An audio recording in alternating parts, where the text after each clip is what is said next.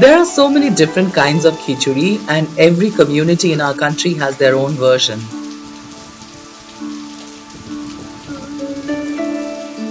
For Bengalis, different occasions call for different types of khichuri. From bhaja muger dal'er khichuri to bhuni khichuri and then patla mushuri dal'er khichuri. It's like we are neurologically wired to crave khichuri the minute there is a heavy downfall.